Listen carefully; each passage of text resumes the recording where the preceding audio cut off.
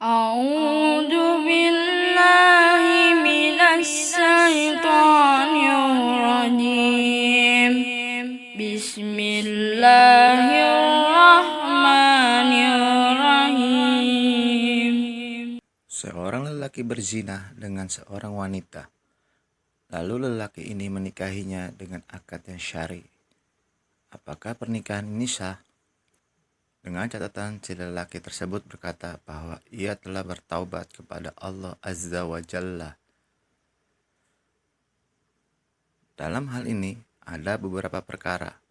Yang pertama, yang sahih dari pendapat para ulama, tidak diperbolehkan seorang lelaki baik-baik menikahi seorang wanita penzina.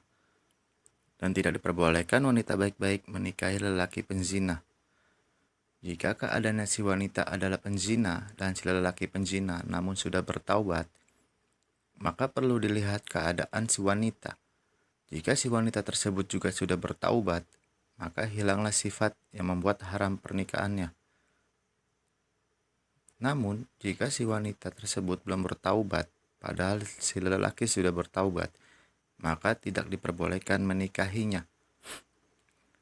Kedua, andai si wanita penzina tersebut sudah bertaubat, jika ia tidak hamil dari perzinahan yang ia lakukan, lalu mereka menikah, ini tidak mengapa. Akadnya sah.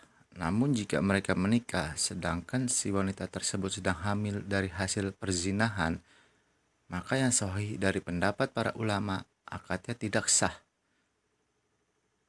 Tidak sah melakukan akad pernikahan dengan wanita yang sedang hamil yang dihasilkan dari persetubuhan tanpa nikah atau berzina.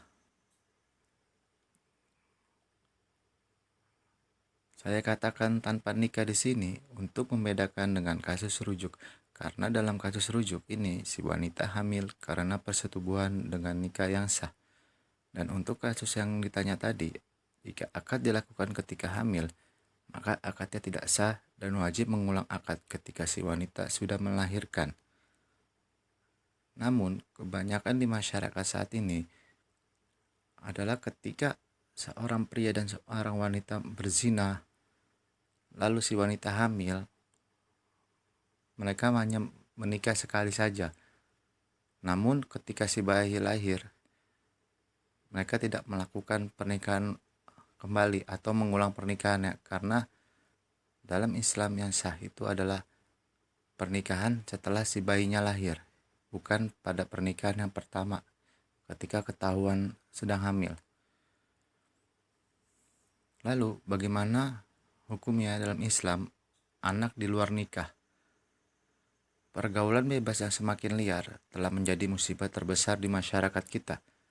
Lebih-lebih ketika lembaga berwenang di tempat Indonesia melegalkan pernikahan antara wanita hamil dengan laki-laki yang menghamilinya di luar nikah. Keputusan ini membuka peluang besar bagi para pemuja syahwat untuk menyalurkan hasrat binatangnya atas nama cinta dan cinta. Zina dilakukan atas prinsip mau sama mau, suka sama suka, sehingga tidak ada pihak secara hukum masyarakat yang berada pada posisi yang dirugikan. Bagi para pria, adanya aturan semacam itu merupakan kesempatan besar untuk menyalurkan nafsu birahinya. Tinggal pihak wanitanya apakah dia rela membuka pintu ataukah tidak. Yang harus diingat, karena tidak ada unsur paksaan di sana, sehingga kuncinya ada pada pemilik pintu. Karena itulah ketika Allah menjelaskan hukum bagi para penzina, Allah mendahulukan penyebutan zaniyah atau penzina wanita, sebagaimana Allah berfirman dalam surat An-Nur ayat 2. Al-Qurtubi mengatakan kata zaniyah atau wanita penzina lebih didahulukan dalam ayat dalam surat An-Nur ayat 2. Karena aib penzina itu lebih melekat pada diri wanita. Mengingat mereka seharusnya lebih tertutup dan berusaha menjaga diri, maka para wanita penzina disebutkan lebih awal sebagai bentuk peringatan keras dan perhatian besar bagi mereka. Lihatlah dalam kitab Al-Jami li Ahkam Al-Quran. Karena itu, Wahai para wanita mukminah, wahai para wanita yang memiliki mahkota rasa malu, wahai para wanita pemegang kunci syahwat, peluang terjadinya zina ada di tangan kalian. Janganlah menjadi wanita yang sangat murahan, yang mudah menyerahkan kunci tersebut. Kita semua yakin zina tidak mungkin terjadi sepanjang Anda tidak merelakan kunci itu jatuh ke tangan lelaki buaya. Mereka tidak akan berani merebut paksa kunci itu sebelum Anda menyerahkannya. Karena semua lelaki tidak ingin disebut sebagai pemerkosa. Selanjutnya, coba Anda pahami beberapa hukum fikih berikut. Semoga ini bisa membuat Anda takut untuk membuka peluang kesempatan bagi lelaki untuk melampiaskan nafsu birahinya. Yang pertama, anak hasil zina atau anak di luar nikah tidak dinasabkan ke bapak biologisnya. Anak zina pada asalnya dinasabkan kepada ibunya sebagaimana anak mulakhanah dinasabkan kepada ibunya. Sebab keduanya sama-sama terputus nasabnya dari sisi bapaknya. Lihatlah dalam kitab Al-Mughni. Nabi Muhammad SAW menyatakan tentang zina, di mana beliau bersabda, untuk keluarga ibunya yang masih ada, baik dia wanita merdeka maupun budak. Hadis riwayat Abu Daud dalam kitab At-Talaq wa Fidi'i Walad Az-Zina dan dinilai hasan oleh Syekh Al-Albani dalam Sahih Sunan Abu Daud. Dalam riwayat yang lain, dari Ibnu Abbas dinyatakan, siapa yang mengklaim anak dari hasil di luar nikah yang sah, maka dia tidak mewarisi anak biologis dan tidak mendapatkan warisan darinya. Hadis riwayat Abu Daud. Dalil lain yang menegaskan hal itu adalah hadis Nabi Muhammad SAW dari Abdullah bin Amir bin As.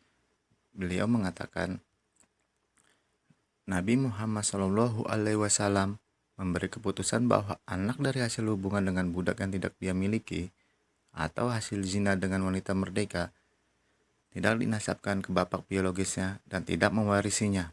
Hadis riwayat Ahmad, Abu Daud, dan dihasankan oleh Albani serta Syu'aib Al-Arnaud.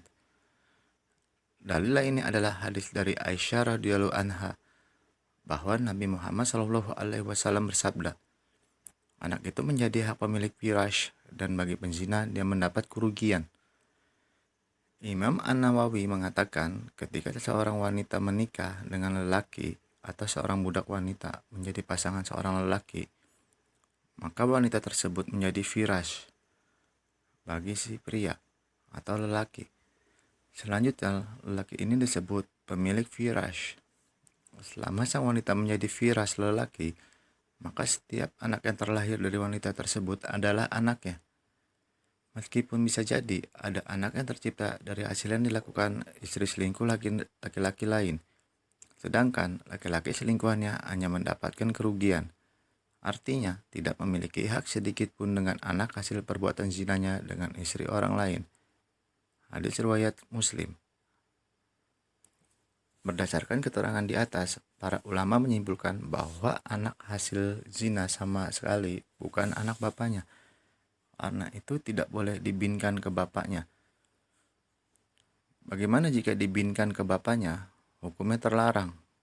Bahkan dosa besar ini berdasarkan hadis dari Sa'ad. Nabi Muhammad SAW bersabda, siapa yang mengaku anak seseorang sementara dia tahu bahwa itu bukan bapaknya, maka syurga haram untuknya. Hadis riwayat Bukhari. Karena bapak biologisnya bukan bapaknya, maka haram hukumnya anak itu dibinkan ke bapaknya. Lantas kepada siapa dia dibinkan? Mengingat anak ini tidak mempunyai bapak yang legal, maka dia dibinkan ke ibunya. Sebagaimana Nabi Isa alaihissalam yang dengan kuasa Allah dia diciptakan tanpa ayah. Karena beliau tidak memiliki bapak, maka beliau dibinkan kepada ibunya. Sebagaimana dalam banyak ayat Allah menyebut beliau dengan Isa bin Maryam. Seperti contoh, misalkan si fulan dengan si fulanah melakukan kemaksiatan atau berzina. Lalu si fulan dan si fulanah ini diberikan keturunan. Si fulanah hamil. Lalu ketika si fulana melahirkan, maka anaknya itu jatuh pada si fulana, bukan si fulan yang sudah menjadi suaminya. Jadi si bayi ini kita beri contoh bayi bin fulanah, bukan bayi bin fulan. Jadi ketika dalam hukum ini maka terputuslah nasabnya si ayah atau si fulan yang berzina dengan ibunya, maka nasabnya si bayi adalah ibunya atau si fulanah. Kedua, tidak ada hubungan saling mewarisi. Tidak ada hubungan saling mewarisi antara bapak biologis dengan anak hasil zina. Karena sebagaimana ditegaskan sebelumnya, bapak biologis bukan bapaknya memaksakan diri untuk meminta warisan. Statusnya merampas harta yang bukan miliknya atau haknya. Bahkan hal ini telah ditegaskan Nabi Muhammad SAW sebagaimana disebutkan dalam beberapa hadis. Di antaranya, Abdullah bin Amir bin As mengatakan Nabi Muhammad SAW memberi keputusan bahwa anak dari hasil hubungan dengan budak yang tidak dia miliki atau hasil zina dengan wanita merdeka tidak dinasabkan ke bapak biologisnya dan tidak mewarisinya. Hadis riwayat Ahmad, Abu Daud, dan dihasankan oleh Albani serta Syuaib Al-Arnaud. Jika bapak biologis ingin memberikan bagian hartanya kepada anak biologisnya, ini bisa dilakukan melalui wasiat. Si bapak bisa menuliskan wasiat bahwa si A atau anak biologisnya diberi jatah sekian dari total hartanya setelah si bapak meninggal. Karena wasiat boleh diberikan kepada selain ahli waris. Ketiga, siapakah wali nikahnya? Tidak ada wali nikah kecuali dari jalur laki-laki. Anak perempuan dari hasil hubungan zina tidak memiliki bapak. Bapak biologisnya lah, bukanlah bapaknya. Dengan demikian, dia memiliki hubungan kekeluargaan dari pihak bapak biologis. Bapak biologis, yaitu kakek maupun paman dari bapak biologisnya, tidak berhak menjadi wali, karena mereka bukan paman maupun kakeknya. Lalu, siapakah wali nikahnya? Orang yang mungkin bisa menjadi wali nikahnya adalah anak laki-laki ke bawah jika dia janda yang sudah memiliki anak, atau hakim. Hakim itu bisa dikatakan adalah pejabat resmi KUA atau tokoh masyarakat setempat. Misalkan kita beri contoh adalah mungkin kalau pria bisa aman karena tanpa perlu wali ya. Jadi kita beri contoh seorang anak wanita. Misalkan si fulanah ini hasil dari perbuatan zina orang tuanya di masa lalu. Lalu si fulanah ingin menikah dengan seorang pria. Maka yang berhak menjadi walinya itu bukan bapaknya, bukan bapak kandungnya. Karena si fulanah lahir dari hasil perzinahan di masa lalu bapaknya.